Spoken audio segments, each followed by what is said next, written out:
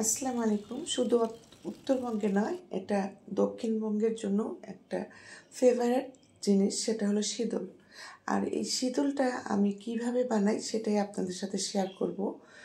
কারণ আমি শীতলটা খুব পছন্দ করি, তবে মানুষের হাতে মানে বাহির থেকে এনে আমি খেতে পারি না। কারণ এটা খেলে আমার খুব অরুচি হয়, কারণ সন্দেহ জিনিসটা আমাকে খুব রুগী বানিয়ে ফেলে, ডাইজেস্ট হয় না। তাই আমি শীতলটা যেহেতু পছন্দ করি, তাই নিজেই বানিয়ে নেওয়ার চেষ্টা করি।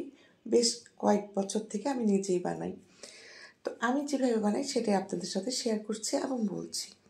আমি শুটকিটা বাইরে থেকে কিনে নিয়ে আসি, কারণ ঘরে বানানো খুবই কঠিন আমার জন্য।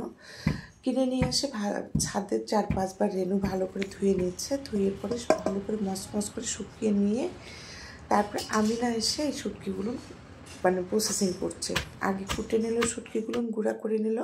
তারপরে এখানে 2 কেজি রসুন, 2 কেজি আদা আছে। হ্যাঁ, ভালো কথা, আমার শুটকি কিন্তু চিকেনে ছিল 4 কেজি। আমি শুটকিটা কিনছি 4 কেজি পুঁটি মাছ এবং 1.5 মাছের শুটকি। তো যাই হোক, আদা রসুনগুলো ভালো করে পিষে রেখে দিল। এবং এই শুটকি মানে শীতল বানাতে কালো কচুটা মাস্ট। সাদা কচু দেওয়া যায়, তবে ওটার কালারটা সাদা সাদা আসে, ভালো হয় না। কালো কচুটার টেস্টটাও বাড়িয়ে দেয়, শুধু কালারটা না, টেস্টও বাড়িয়ে দেয়।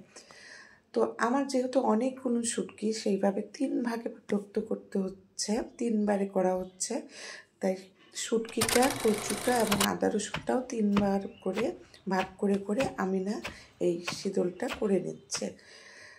প্রথমে কিন্তু আদা রসুনটা কুটে উঠিয়ে রাখলো, তারপরে কচুটা দিল। কচুটা যখন আধা বাটা হয়ে গেল, তখন কিন্তু এই শুটকির গুঁড়াটা মিক্সড করে দিল।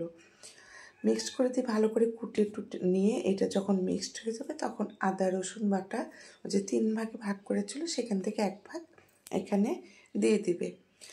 ভালো করে কুটে, কিন্তু এটা আমরা যারা শীতল করি তারা কিন্তু জানি যে শীতলটা কিন্তু মুছতে দিতে হবে। এটাকে মজা বলে যে মুছবে জিনিসটা। ভালো করে কুটে নিয়ে সেটা তখন কলার পাতায় বা বড় কচুর পাতায় মানে ভালো করে মুড়িয়ে মাটির পাত্রের মধ্যে রেখে ঢেকে 2 দিন রেখে দিতে হবে, মানে 2টা রাত রেখে দিতে হবে।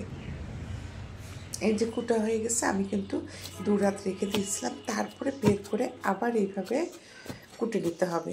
ভালো করে কুটে টুটে নিয়ে তারপর এই যে বানিয়ে নেওয়া হচ্ছে। আমি বেশ বড় বড় করে বানিয়েছি, যেন প্রতি অক্তে একটা করে হলেই হয়ে যায়।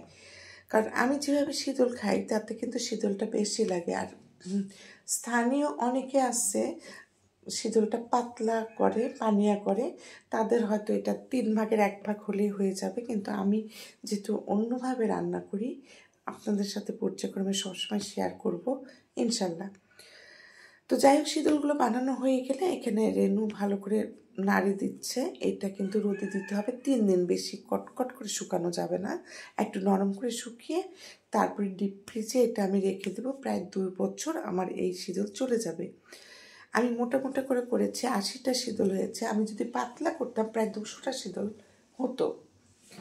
এখান থেকে 30টা শীতল কিন্তু আমার মানুষকে দিতে হবে, আমার প্রিয় মানুষগুলোর জন্য করা হয়েছে। তো আজকে আমার এই রেসিপিটা দেখে যারা এইভাবে শীতল ঘরে বানিয়ে নিতে পারবেন, তারা চেষ্টা করবেন বানিয়ে নেওয়ার।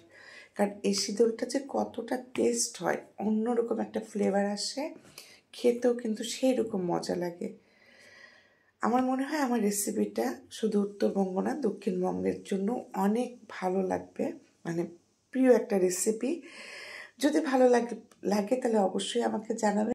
সবার জন্য রইল শুভকামনা। শীতল ভর্তার দাওয়াত সবাইকে দিলাম। আল্লাহ হাফিজ।